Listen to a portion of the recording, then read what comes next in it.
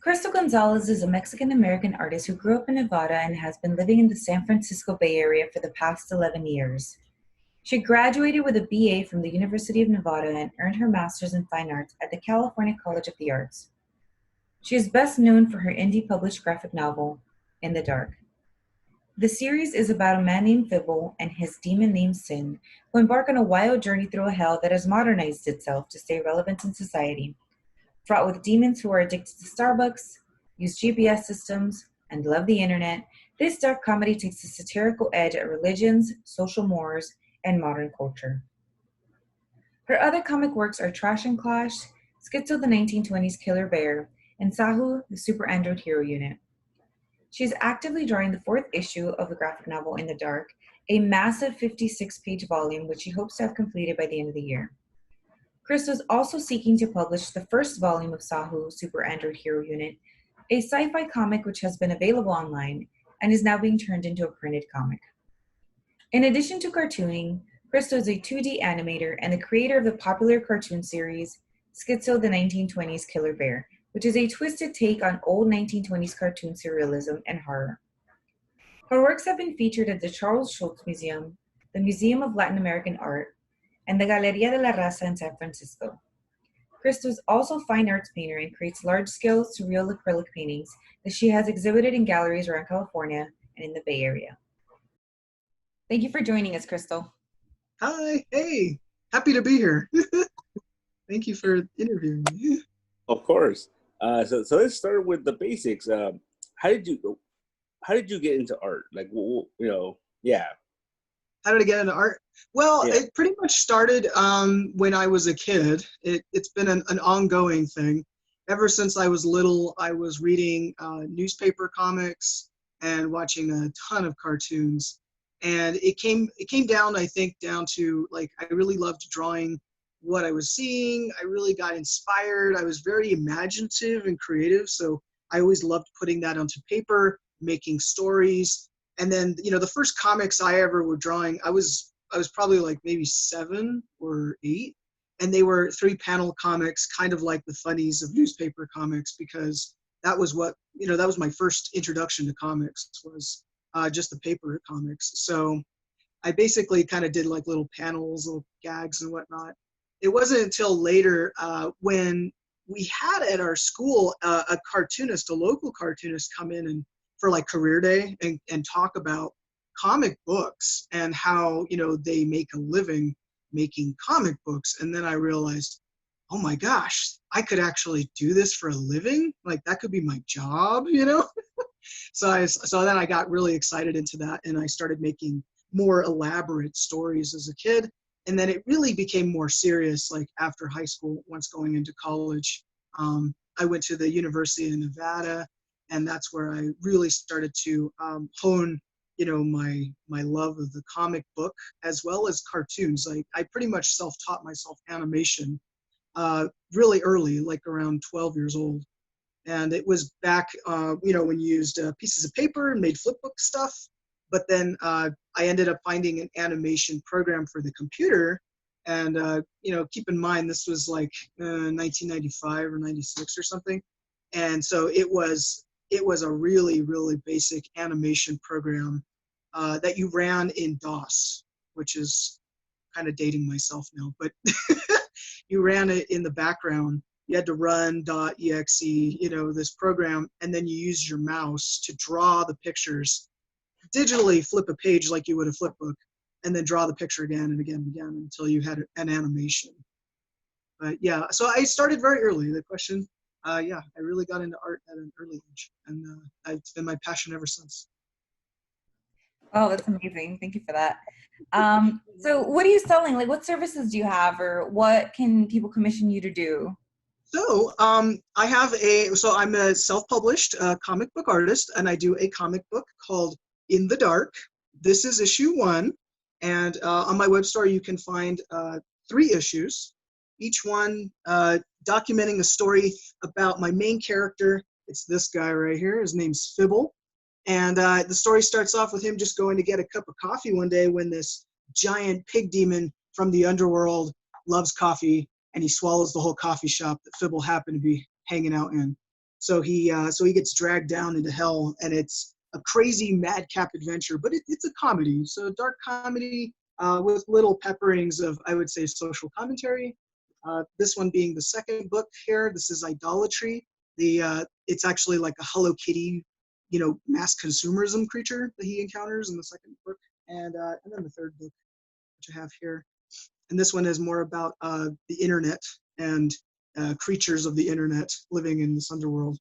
Obviously, this is kind of like an underworld of my own design, but all the creatures and characters all have some kind of like pertinence to like social mores and things like that. Again, it's supposed to be kind of funny and goofy, but it is very horrific at some of the pages and whatnot. Adventure. So I have the comic books for sale, and actively working on issue number 4. So it's an ongoing series. But then I also have, one of the characters from the second issue, this one right here, is this character. His name is Skitzo, the 1920s killer bear.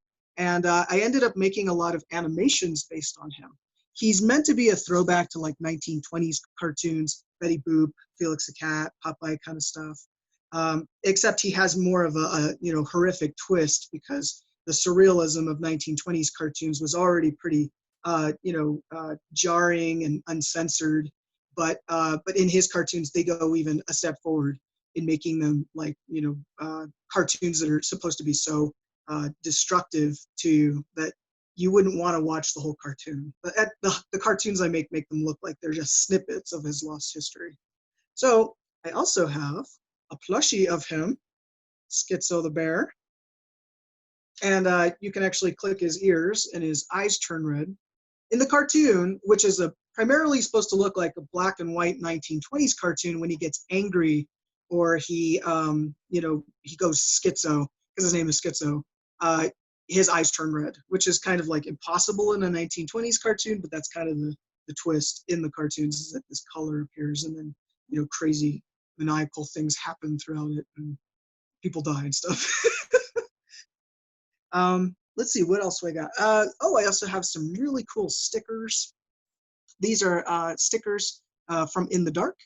This has the main character, Fibble, getting all jazzed up on some caffeine. We have Sin. Sin is a little white demon in the comic that has been pretty much entrusted with saving Fibble, getting him out of the underworld. He doesn't really want to do it, but there's this big overarching consequence if he were to die down there. Basically, a utopian universe occurs, and we can't have that. So this white demon has to save him. And then there's a little coffee bean guy and a coffee from the coffee that Fibble goes to in the first issue. He ends up going to a coffee place called Java Town, and so they have a little Java bean as like a mascot, kind of like a Mr. Peanut, but it's a coffee bean with a top hat. And he says, we'll make you an addict, like you'll really enjoy this caffeine. Let's see what else I got. Oh, actually, new item in my web store. I have now t-shirts, Skitzo the Bear t-shirts. I don't know if you can see that very well. There's 2 kinds. There's a white one, and I've also got a really cool 3-colored printed version. It's a red, yellow, and white. The colored one, it's a limited edition, so there's only like 50 of them. The black and white ones, I made it more because it was more cost effective for me. And then I've also got another sticker. This one is called this one's a little different. This one's S.A.H.U. He's a different comic book that I do. That's a web comic. He's a robot. S.A.H.U. stands for Super Android Hero Unit. And he's supposed to be a killer robot, some kind of a robot that's meant to fight and beat the bad guys. But it turns out that something happened in his programming, and he ends up being this pacifistic robot who doesn't actually want to beat up the bad guys or kill anybody. He just wants to pet kitties and drink root beer. So there's this whole dynamic between like what he's supposed to be doing as his programming and what he wants to do. So there's kind of like a duality happening with the AI within him, as well as like his purpose in life. So that one's another comic I have. That's really cool. Like that's actually the first comic I ever read of yours, Oh and yeah. I burned through it. Like I went through the whole thing because it was just so entertaining. You know. Oh, thank you. Yeah, in the future, or what I'm currently working on is trying to make S.A.H.U come from webcomic to physical comic book, because there is no books of him yet. It's on an all online thing that you can read for free.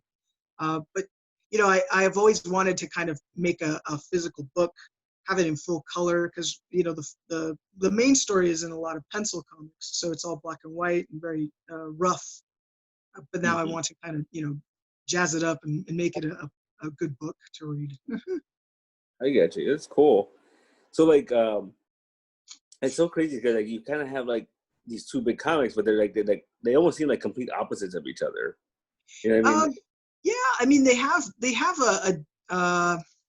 yeah, one's more of an adventure story with a lot of chaos going on, and the sci and S.A.H.U's more of a sci-fi comic. It has still a lot of chaotic elements to it. It's not as sweet or as nice, but it does have a little bit more of uh, yeah. There's more of a duality happening within the character rather than Fibble and the duality of running through hell. So they have their own challenges. Yeah, yeah, for sure. Do you ever you ever thought of possibly ever like having those two worlds meet? Well, it's kind of funny, but people have asked if they are in the same realm or anything, Mhm. and it's kind of well, S.A.H.U happens in like 3029 or something. It Mm. happens way, way into the future, but it is Earth. But it doesn't. But the city that he lives in is called Big Apple City, and it's the remnants of what was once New York City. Fibble lives in New York City in our current time. So technically, I don't know if they would ever meet each other because it's like thousands of years between each other, but they are in the same universe, so to speak. Uh, Would be kind of cool to make a crossover for like one comic or something. yeah, I don't know how that would play out though. yeah. It'd be weird. It'd be different. I mean, like time travel is a big thing right now, so you never know. Yeah. I was gonna say that opens the door for like just a whole other story arc involving like, your own mythos of how time travel got discovered and these two people met at a coffee shop. Oh yeah, yeah. No, I mean, and definitely Fibble. He's a really nice guy. He loves coffee, and S.A.H.U is actually a very nice character. He enjoys root beer more than coffee. I don't know if he would enjoy coffee, but he would try it. You know. So what do you have fun working on more, comics or animation? Uh, Both. I've been working on both, and right now I've been working on issue 4 of the comic book. I actually have some of the pages I wanted to show, like little behind the scenes, never before seen anywhere, this kind of stuff. But here is some of the newest pages of issue number 4. Fibble is obviously still wandering around in the underworld, getting attacked by these little evil birds. They're like little squabs, kind of like chickens. There's millions of them in this underworld, and when they're by themselves, they're quite easy to kill. You can just like boot it. But when he encounters a lot of them, in this page here, he realizes it may not be a good idea to anger these guys because they're almost like piranhas. Like one little piranha, maybe not so bad. But once you get more and more and more of them, they start to swarm and become extremely violent and malicious. But in this issue, because every issue he ends up meeting a new like mega demon that I call the Sins. The one that he meets in this one is intoxication. So it's like the big drinking demon, and so he ends up kind of wandering into a bar called the Drunken Demon, and in there he's going to see and meet intoxication. Now I don't have a page yet of intoxication, but I do have a page of the guard that takes care of the door, and this is what he looks like. And this is just the guard. There's Fibble down here. So if you can kind of tell, he's gonna go into a pretty crazy bar, a very crazy demon bar, with a lot of really neat creatures that I've designed, as well as intoxication. But I will say that this issue is probably the funniest issue. I know it doesn't sound or look like it, but it actually is probably the most funny of all the issues in the series so far. So wait, so Fibble, is Fibble the same character that was in the coffee shop initially? Yes, yeah, that's him. Yeah, it's the guy with the red hair right here, holding a cup of Does he become a demon? No, he doesn't become a demon, but if you're looking at why he has little horns in these pages, it's because when he gets told to Sin tells him to go meet him at this bar so that they can get out of here. He realizes, how am I going to get in there if I look like a human? And so Sin puts little plastic horns on him. And he's like, really? Is this all you need? You know? And he goes, oh yeah, they're going to be so drunk they won't even notice. And anyway, there's a taboo. If you look at someone else's horns, it's really hornist. So, you know, no one's going to even judge your horns, even if they're plastic, you know? So, so he's like, oh, okay. Well, that's really dumb, but okay, I'll do it. And it's true. Like, as he's walking through, everyone just thinks he's a really pathetic looking demon. They don't think he's a human, even though he's very, very human looking.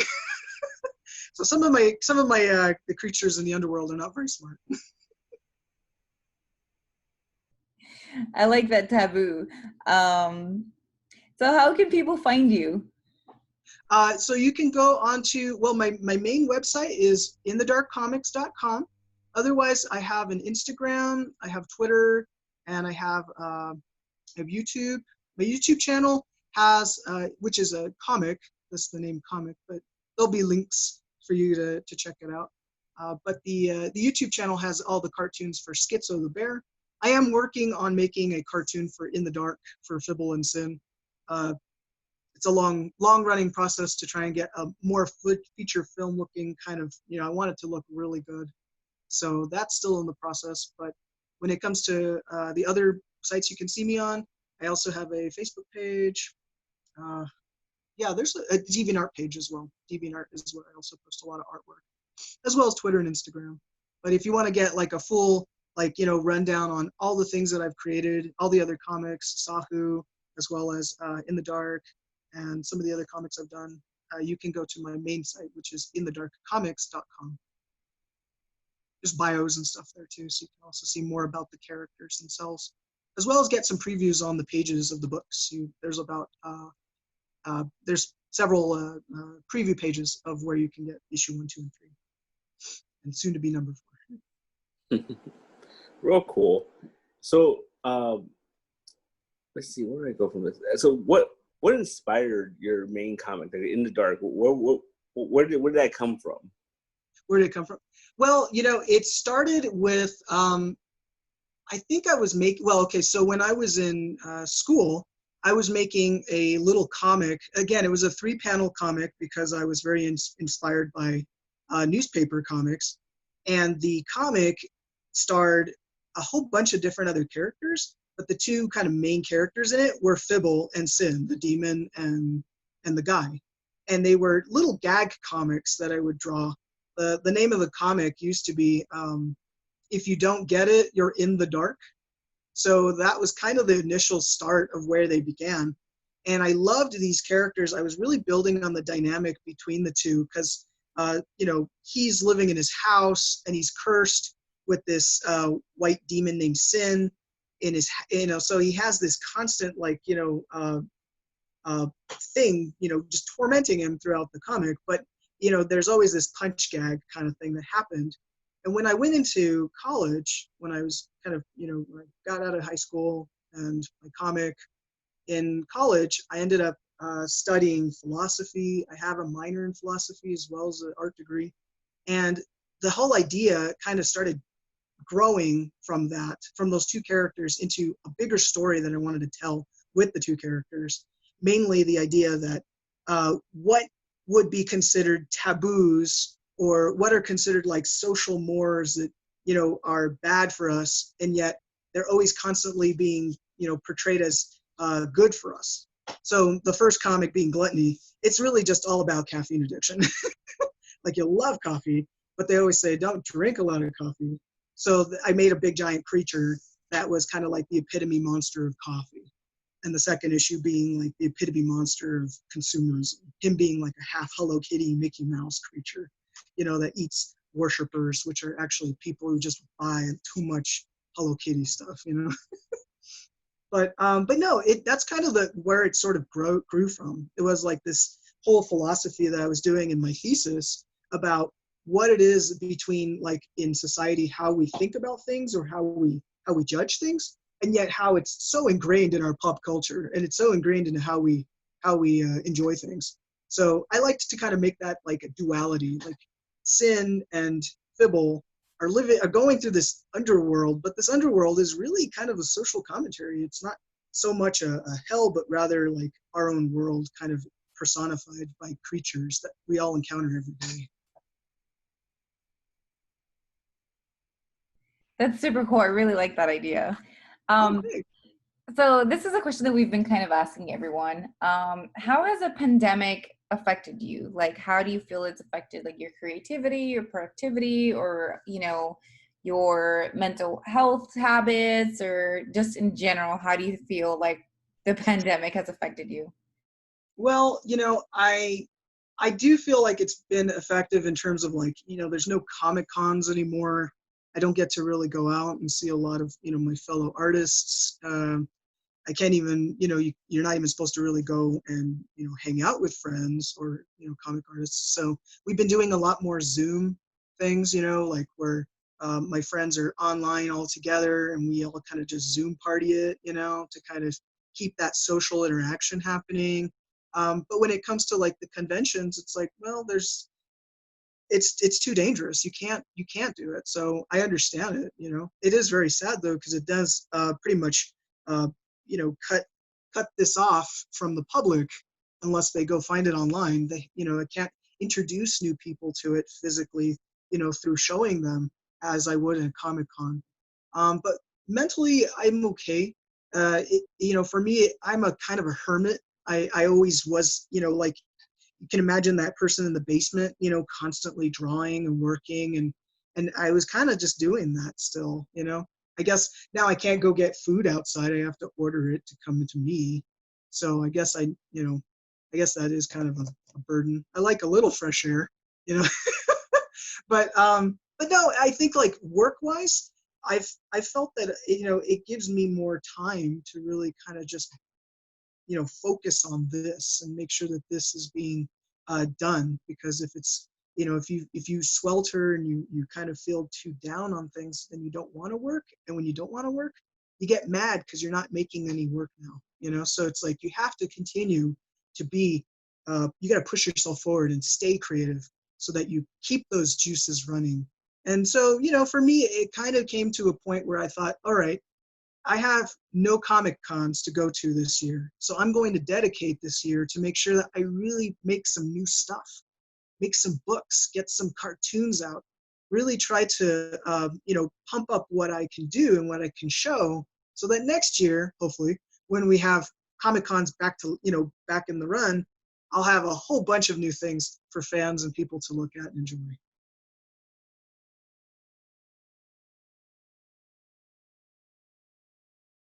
Yeah, I mean that's the best way to do it. I mean, like right now is the time to like really try to make the best of it. We're all stuck inside, so Yeah, yeah, gotta do that. You gotta keep creating. No, And I yeah, feel like a lot of people right now are really down and sad, and sometimes it's nice for them to be able to look online and still see some creative things happening, so that it helps brighten their day, make them laugh, or something of that nature, where it's kind of like, oh, I don't have to always feel so everything doesn't have to seem so bleak. Put a little joy in the world, right? no, yeah, for sure. So, so you say you're working on some cartoons. Anything you can share? Anything you can talk about? Well, I'm working on a new Skitzo the Bear cartoon. So those are, again, are very short little clips. The story behind Skitzo is supposed to be that in the 1920s, his cartoons were so destructive and horrible for viewers of the 1920s that they burned all his cartoons and erased his history. And then it ends up sending him into the underworld, into hell, and that's why he's in the comic books, wandering around the underworld where Fibble and Sin can meet him. But a lot of people were interested in those cartoons. And so what I've been doing is making, they're flash cartoons, but I make them really jarred and kind of gritty, put a lot of layers and kind of make it look like it's an old 1920s reel that has been discovered from historians who are still trying to find bits and pieces of Skitzo the Bear's history. So the next cartoon that I'm doing is another, discovered clip. They're always very short. You never see the whole thing, because if you saw the whole thing, the idea is, you go and say, no, kill people.